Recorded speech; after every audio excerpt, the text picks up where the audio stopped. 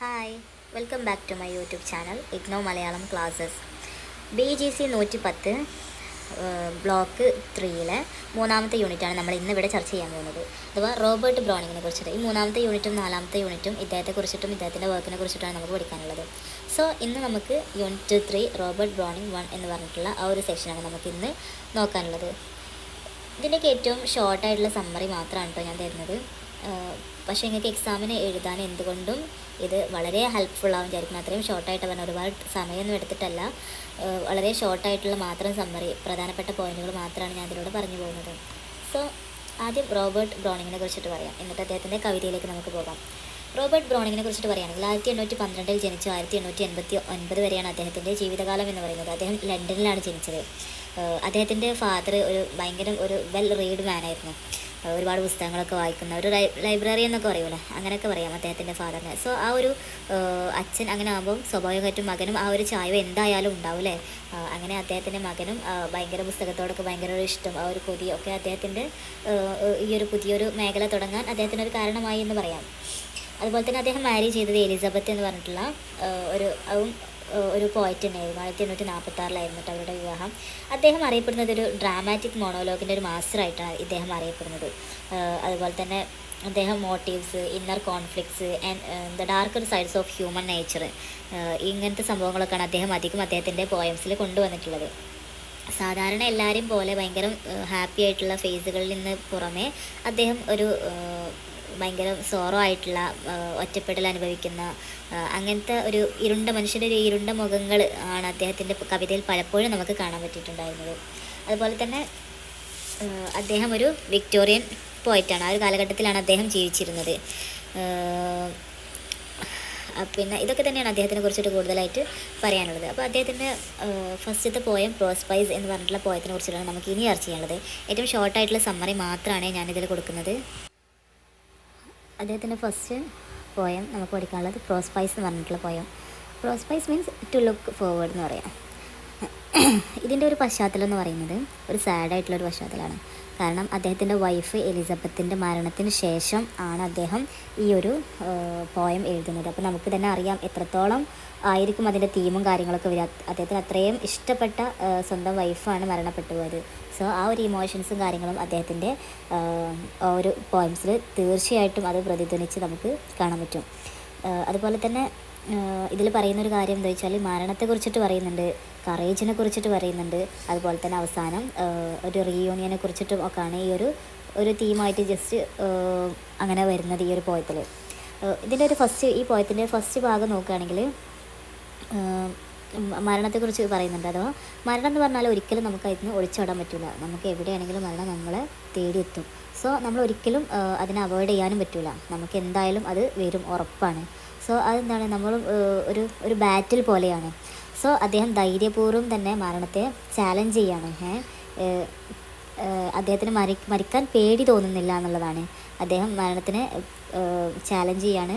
എങ്ങോട്ടും ഓടിക്കാതെ ഭയങ്കര കറേജസ് ആയിട്ട് ഡെത്തിനെ നേരിടാനുള്ള ആ ഒരു തൻ്റെ ഇടത്തിനെ കുറിച്ചിട്ടൊക്കെയാണ് അദ്ദേഹത്തിൻ്റെ ഫസ്റ്റ് ഒരു ഭാഗത്ത്, ഈ ഒരു പോയത്തിൻ്റെ ഫസ്റ്റ് ഭാഗത്ത് നമുക്ക് കാണാൻ പറ്റുക. അഥവാ അദ്ദേഹം അതിനൊരു കമ്പയർ ചെയ്യുന്നത് നല്ലൊരു കൊടും കാറ്റിൽ ഒരു മൗണ്ടെയിനിൽ കയറുന്ന ഒരാളെ കമ്പയർ ചെയ്തിട്ടാണ്.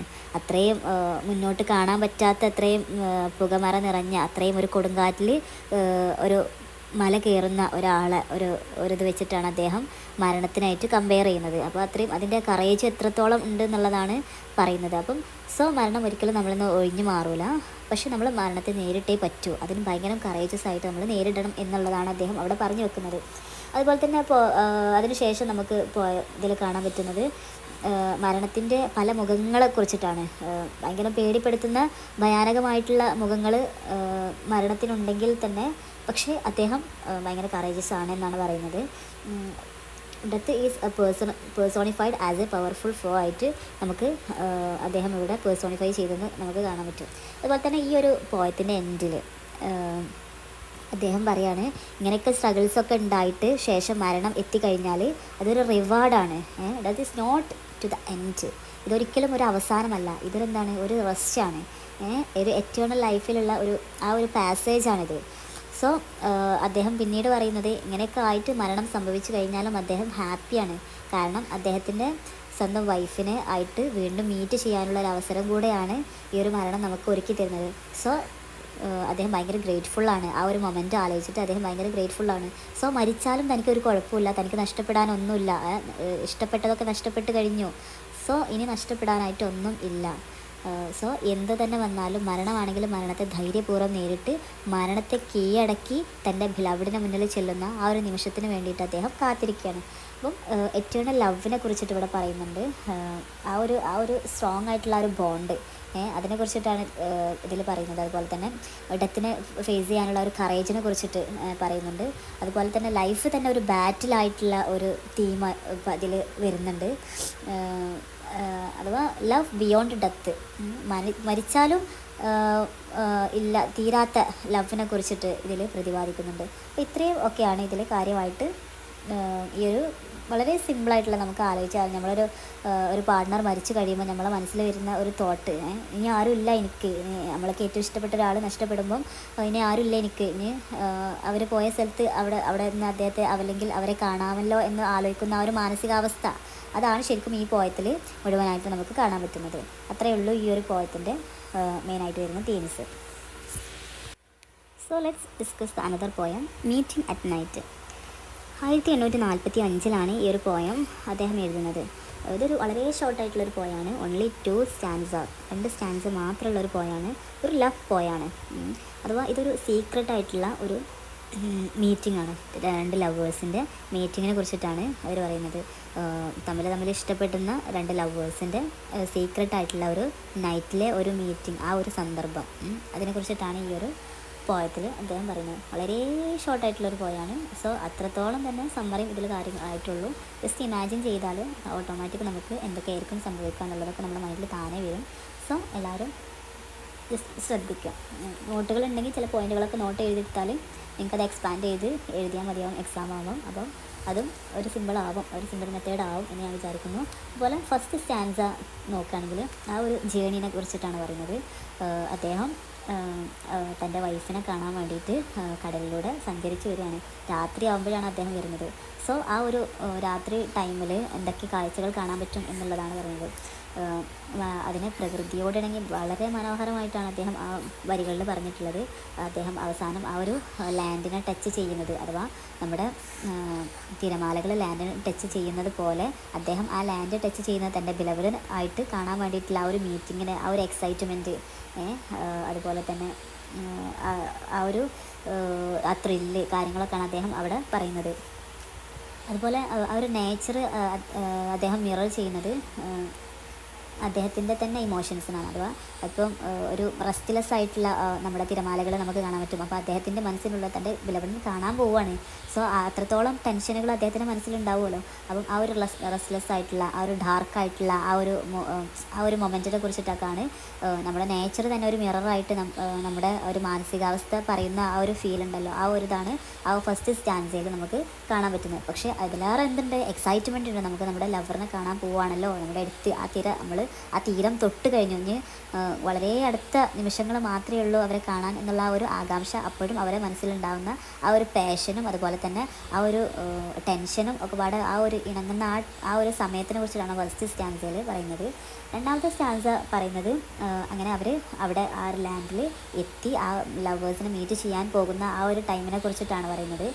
അങ്ങനെ പെട്ടെന്ന് തന്നെ അദ്ദേഹം അവിടെ എത്തി അദ്ദേഹത്തിൻ്റെ ഗോള് സാക്ഷാത്കരിക്കാൻ വേണ്ടിയിട്ട് നടന്ന് പെട്ടെന്ന് പോവുകയാണ്. അങ്ങനെ മെല്ലെ വിൻഡോയിൽ അദ്ദേഹം ടാപ്പ് ചെയ്യാണ്. സോ അപ്പോൾ തന്നെ ഇമ്മീഡിയറ്റ് ആയിട്ട് റെസ്പോൺസും കിട്ടാണ്. പെട്ടെന്ന് ഒരു ലാമ്പും കൊണ്ട് ആര് വന്നു, ബിലവഡ് വന്ന് വാതിൽ തുറന്ന് നിൽക്കുന്നത് ഒരു എന്തിൻ്റെ ഒരു സൂചനയാണ്, വെൽക്കം ചെയ്യുന്നതിൻ്റെ ഒരു സൂചനയാണ് അല്ലേ. സോ അങ്ങനെ അവർ അങ്ങനെ വെൽക്കം ചെയ്തു. ആ ഒരു റൊമാൻറ്റിക് സിറ്റുവേഷൻ ജസ്റ്റ് സ്റ്റാർട്ടാവാന്ന് പറയാം. അപ്പോൾ ഈ സംഭവങ്ങളൊക്കെയാണ്, അഥവാ അവസാനം അവർ ഒരുമിച്ച് ചേരുന്ന ആ ഒരു നിമിഷം ആണ് ഈ ഒരു പോയം എൻഡ് ആവുന്നത്. അവസാന സമയമാകുമ്പോൾ അവർക്ക് വേർഡിൻ്റെ ആവശ്യം പോലുമില്ല, അവർക്ക് സൈലൻസിലൂടെയും പ്രണയിക്കാം എന്ന് പറഞ്ഞിട്ടാണ് ആ ഒരു തീം വെച്ചിട്ടാണ് ഈ ഒരു പോയം എൻഡ് ആവുന്നത്. സോ ഇതിലൊരുപാട് ഇമേജറി യൂസ് ചെയ്തിട്ടുണ്ട്, നൈറ്റിൻ്റെ, അതുപോലെ തന്നെ ലാൻഡ്, സീ, ഇങ്ങനത്തെ സംഭവങ്ങളൊക്കെ ആയിട്ട് എക്സൈറ്റ്മെൻറ്റിന് വേണ്ടിയിട്ട് ഇങ്ങനത്തെ ഇമേജറൊക്കെ ഇതിൽ ഉപയോഗിച്ചിട്ടുണ്ട്. അതുപോലെ തന്നെ ഞാൻ പറഞ്ഞല്ലോ, ഇതിൻ്റെ climax of the poem comes with the meeting of the two heart beats together louder than words. അവരുടെ ഹൃദയമിടിപ്പുകൾ അവരെ ശബ്ദമൊന്നും പുറത്തേക്കില്ല, പക്ഷേ അവരുടെ ഹൃദയമിടിപ്പുകൾ തമ്മിൽ അങ്ങോട്ടും ഇങ്ങോട്ടും അവർക്ക് കേൾക്കാൻ പറ്റും. അതുകൊണ്ട് തന്നെ പറയുന്നത് എന്താണ്, ഈ ഒരു സ്നേഹത്തിന്, ഒരു ലവിന് ഒരിക്കലും എന്തിൻ്റെ ആവശ്യമില്ല, വേർഡിൻ്റെ ആവശ്യമില്ല, അല്ലാതെയും അവർക്ക് പ്രണയിക്കാൻ പറ്റും എന്നുള്ള ആ ഒരു ഇത് പറഞ്ഞു വെച്ചിട്ടാണ് ഈ ഒരു മനോഹരമായിട്ടുള്ള ഈ ഒരു കവിത ഇവിടെ എൻഡ് ആവുന്നത്. അതുപോലെ ഈ ഒരു പോയം സിംബലൈസ് ചെയ്തതെന്ന് എന്താ വെച്ചാൽ, നമ്മുടെ ഈ ലവേഴ്സിൻ്റെ സ്ട്രഗിൾസ്, അതിൻ്റെ എഫേർട്ടുകൾ, കാര്യങ്ങളൊക്കെ സിംബലൈസ് ചെയ്ത് പറയുന്നുണ്ട്. കാരണം അവരെ ഒരുമിക്കാൻ വേണ്ടിയിട്ട് അവർ ത്യജിക്കുന്ന പല കാര്യങ്ങളും ഉണ്ട് എന്നുള്ള രീതിയിൽ ഇവിടെ പറഞ്ഞേക്കുന്നു. അപ്പോൾ ഇത്രയൊക്കെ തന്നെയുള്ള ഈ ഒരു പോയത്തിനെ കുറിച്ചിട്ട് കൂടുതലായിട്ട് പറയാനായിട്ട് നമുക്ക് അടുത്ത പോയത്തിലേക്ക് പോകാം. അപ്പോൾ നെക്സ്റ്റ് പോയാണ് ദ പാർട്ടിങ് അറ്റ് മോർണിംഗ് എന്ന് പറഞ്ഞിട്ടുള്ള പോയം. ഈ ഒരു പോയം നമ്മൾ നേരത്തെ പറഞ്ഞിട്ടുള്ള ആ ഒരു പോയത്തിൻ്റെ ഒരു ബാക്കിയായിട്ട് നമുക്ക് ജസ്റ്റ് ഇമാജിൻ ചെയ്യാം. കാരണം രാത്രി അവരുടെ ആ ഒരു നൈറ്റ് മീറ്റിംഗ് കഴിഞ്ഞതിന് ശേഷം ഉള്ള രാവിലെ ആ ഒരു സമയത്തുള്ള കാര്യങ്ങളാണ് ഈ ഒരു പോയത്തിൽ പറയുന്നത്. ഇത് വെറും 4 വരി മാത്രമുള്ള ഒരു പോയാണിത്. ഷോർട്ടായിട്ടുള്ള വളരെ ഷോർട്ടായിട്ടുള്ള ഒരു പോയാണ്. സോ ഇതിലെന്താ പറയുന്നതെന്ന് ചോദിച്ചാൽ, അപ്പം അവരുടെ നൈറ്റ് മീറ്റിംഗ് കഴിഞ്ഞു, രാവിലെ ആയാലെന്താണ്, മസ്റ്റാണ്, അവർ എന്തായാലും ലീവ് ചെയ്യേണ്ടി വരും. രണ്ടാളും വീണ്ടും വേർപിരിയാൻ പോവുകയാണെന്നുള്ള ആ ഒരു വേദനിപ്പിക്കുന്ന ആ ഒരു സത്യം അവർ ഉൾക്കൊണ്ടേ പറ്റുമല്ലോ. ആ ഒരു ഇതിനെ കുറിച്ചിട്ടാണ് പറയുന്നത്. അതുപോലെ തന്നെ ഇതിൽ ശരിക്കും ആ ഒരു റിലേഷൻഷിപ്പ് അതിനെപ്പറ്റി പറയുമ്പം അഥവാ മനുഷ്യന്മാർ നല്ല ഒരു ലൈഫ്, ഇൻറ്റിമേറ്റ് ആയിട്ടുള്ള ലൈഫ്, ഒരു ലവ് അവർ ആഗ്രഹിക്കുന്നുണ്ടെങ്കിൽ പോലും, പക്ഷേ മനുഷ്യന്മാരുടെ റെസ്പോൺസിബിലിറ്റീസ്, അവർക്ക് ഒരുപാട് ഡ്യൂട്ടികൾ ചെയ്യാനുണ്ട്. ഒരു റിയാലിറ്റി ആയിട്ടുള്ള ഈ ഒരു ലൈഫിൽ ഒരുപാട് ഡ്യൂട്ടീസ് അവർക്ക് ചെയ്യേണ്ടതുണ്ട്. സോ അവരുടെ ഡ്യൂട്ടികൾ, അവരുടെ റെസ്പോൺസിബിലിറ്റീസൊക്കെ സ്റ്റാർട്ട് ചെയ്യാണ്. അഥവാ രാവിലെ ആയി കഴിഞ്ഞാൽ തിരിച്ചവർ വീണ്ടും ആ ഒരു സ്ട്രഗിൾസിലേക്ക് തന്നെ പോവുകയാണ് എന്നുള്ള ഒരു തീമും കൂടെ ഇതിൽ പറയുന്നുണ്ട്. അതിൽ ഫസ്റ്റത്തെ ലൈനിൽ പറയുന്നത്, സ്പീക്കർ എന്താണ് ആ ഒരു സീനെ കുറിച്ചിട്ടാണ് പറയുന്നത്. രാവിലെ തന്നെ ആ ഒരു മുന്നിൽ പ്രത്യക്ഷമാകുന്ന ഒരു ഭയങ്കരമായിട്ടുള്ള ഒരു ഓപ്പൺനെസ്സിന്, അഥവാ അതിൻ്റെ ഒരു വിശാലതയെക്കുറിച്ചിട്ട്, അഥവാ ഒരു beginning of a new day, അതിനെക്കുറിച്ചിട്ടാണ് ആ ഒരു പ്രതിനിധാനം ചെയ്യുന്നത്. അതുപോലെ രണ്ടാമത്തെ ലൈനിൽ പറയുന്നത് എന്താണ്, സണ്ണ് മൗണ്ടൈൻ്റെ മുകളിൽ ഉദിച്ച് നിൽക്കുക എന്ന് പറഞ്ഞത് ഒരു എന്താ പറയുക, ഒരു ഇമാജിനറിയാണ്. അഥവാ ഒരു ട്രാൻസിഷൻ, ഒരു നൈറ്റിൽ നിന്ന്, അഥവാ ഒരു സീക്രട്ട് ആയിട്ടുള്ള ലവിൽ നിന്ന് ഒരു പബ്ലിക് ആയിട്ടുള്ള ലൈഫിലേക്കുള്ള ഒരു ട്രാൻസിഷൻ ആണ് പറയുന്നത്. ഒരു സൂര്യൻ ഉദിച്ചു കഴിഞ്ഞാൽ പിന്നെയാണല്ലോ നമുക്ക് റെസ്പോൺസിബിലിറ്റീസ് ഉണ്ട്, ഒരുപാട് ഡ്യൂട്ടീസ് ചെയ്ത് തീർക്കേണ്ടതുണ്ട്. സോ അതൊക്കെ സംഭവിക്കൽ ആ ഒരു സൂര്യൻ്റെ ആ ഒരു റൈസിന് ശേഷമാണല്ലോ. ആ ഒരു കാര്യമാണ് രണ്ടാമത്തെ ലൈനിൽ പറയുന്നത്.